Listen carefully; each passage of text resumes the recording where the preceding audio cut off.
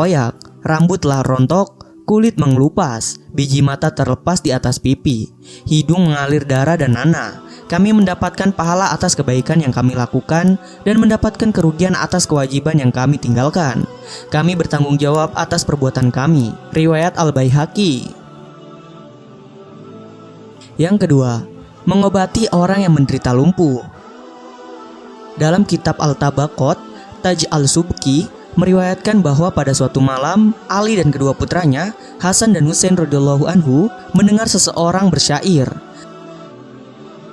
Hai Zat yang mengabulkan doa orang yang terhimpit kezoliman, wahai Zat yang menghilangkan penderitaan, bencana, dan sakit, utusanmu tertidur di rumah Rasulullah sedang orang-orang kafir mengepungnya. Dan engkau yang maha hidup, lagi maha tegak tidak pernah tidur. Dengan kemurahanmu, ampunilah dosa-dosaku. Wahai Zat tempat berharap makhluk di Masjidil Haram, kalau ampunanmu tidak bisa diharapkan oleh orang yang bersalah, siapa yang akan menganugerahi nikmat kepada orang-orang yang durhaka? Ali lalu menyuruh orang mencari si pelantun syair itu. Pelantun syair itu datang menghadap Ali seraya berkata, "Aku ya Amirul Mukminin." Laki-laki itu menghadap sambil menyeret sebelah kanan tubuhnya, lalu berhenti di hadapan Ali. Ali bertanya, "Aku telah mendengar syairmu, apa yang menimpamu?" Laki-laki itu menjawab, "Dulu aku sibuk memainkan alat musik dan melakukan kemaksiatan. Padahal ayahku sudah menasihatiku bahwa Allah memiliki kekuasaan dan siksaan yang pasti akan menimpa orang-orang zolim. Karena ayah terus-menerus menasihati, aku memukulnya. Karenanya ayahku bersumpah akan mendoakan keburukan untukku. Lalu ia pergi ke Mekah untuk memohon pertolongan Allah. Ia berdoa, belum selesai ia berdoa, tubuh sebelah kananku tiba-tiba lumpuh. Aku menyesal atas semua yang telah aku lakukan. Maka aku meminta belas kasihan dan ridho ayahku sampai ia berjanji akan mendoakan kebaikan untukku jika Ali mau berdoa untukku. Aku mengendarai untanya. Unta betina itu melaju sangat kencang sampai terlempar. Ali lalu berkata, Allah akan meridhoimu kalau ayahmu meridhoimu. Laki-laki itu menjawab, demi Allah, demikianlah yang terjadi. Kemudian Ali berdiri, sholat beberapa rakaat dan berdoa kepada Allah dengan pelan. Kemudian berkata, hai orang yang diberkahi, bangkitlah. Laki-laki itu berdiri, berjalan, dan kembali sehat seperti sedia kala. Ali berkata, jika engkau tidak bersumpah bahwa ayahmu akan meridhoimu, maka aku tidak akan mendoakan kebaikan untukmu. Yang ketiga, menyatukan kembali tangan yang terpotong atas izin Allah. Fahru Razi yang hanya sedikit memasukkan cerita-cerita tentang karomah para sahabat dalam kitabnya juga meriwayatkan bahwa seorang budak kulit hitam penggemar Sayyidina Ali mencuri. Budak itu dihadapkan kepada Ali dan ditanya, betulkah kau mencuri? Ia menjawab, ya. Maka Ali memotong tangannya. Budak itu berlalu dari hadapan Ali, kemudian berjumpa dengan Salman Al-Farisi dan Ibnu Al-Qawa. Ibnu Al-Qawa bertanya, siapa yang telah memotong tanganmu? Ia menjawab, Amirul Mukminin, pemimpin besar umat muslim, menantu Rasulullah dan suami Fatimah. Ibnu Al-Qawa bertanya, ia telah memotong tanganmu dan kamu masih juga memujinya? Budak itu menjawab, mengapa aku tidak memujinya? Ia memotong tanganku sesuai dengan kebenaran dan berarti membebaskanku dari neraka. Salman mendengarkan penuturan budak itu lalu menceritakannya kepada Ali. Selanjutnya Ali memanggil budak hitam itu, lalu meletakkan tangan yang telah dipotong di bawah lengannya dan menutupnya dengan selendang. Kemudian Ali memanjatkan doa. Orang-orang yang ada di sana tiba-tiba mendengar seruan dari langit, angkat selendang itu dari tangannya. Ketika selendang itu diangkat, tangan budak hitam itu tersambung kembali dengan izin Allah. Yang keempat, menyembuhkan penyakit.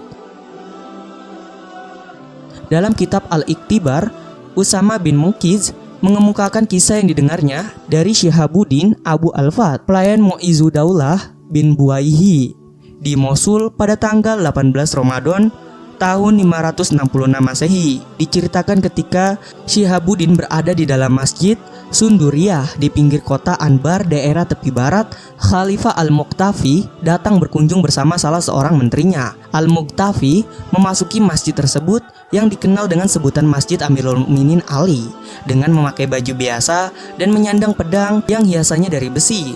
Tak seorang pun mengetahui bahwa ia adalah seorang khalifah, kecuali orang-orang yang telah mengenalnya. Pengurus masjid mendoakan sang menteri. Lalu sang menteri berkata, celakalah, doakanlah khalifah. Kemudian Khalifah Al-Muqtafi berkata kepada menterinya, "Tanyakan sesuatu yang bermanfaat pada pengurus masjid itu. Katakan padanya bahwa dulu pada masa pemerintahan Maulana Al-Mustazhir, aku melihat ia menderita sakit di wajahnya. Wajahnya penuh bisul sehingga jika mau makan, bisulnya harus ditutup dengan sapu tangan agar makanan bisa masuk ke mulutnya." Pengurus masjid itu menjelaskan, "Seperti Anda ketahui, aku berulang kali datang ke masjid ini dari Anbar. Suatu hari, ada seseorang menemuiku dan berkata, 'Kalau engkau berulang kali menemui si Fulan, setiap datang dari Anbar, seperti engkau berulang kali datang ke masjid ini, niscaya si Fulan akan memanggilkan tabib untukmu yang menghilangkan penyakit di wajahmu.'" Perkataan orang itu merasuk ke hatiku dan menghimpit dadaku. Lalu aku tertidur pada malam itu dan bermimpi bertemu Amirul Mukminin Ali bin Abi Thalib yang tengah berada dalam masjid tersebut seraya bertanya, "Lubang apa ini?"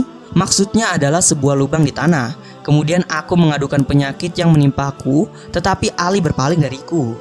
Maka aku kembali mengadukan penyakitku dan perkataan yang diucapkan oleh lelaki yang menemuiku di masjid tadi. Ali berkata, "Engkau termasuk orang yang menginginkan dunia." Kemudian aku terbangun dan tiba-tiba bisul-bisul di wajahku lenyap. Khalifah Al-Muqtafi berkata, "Iya benar."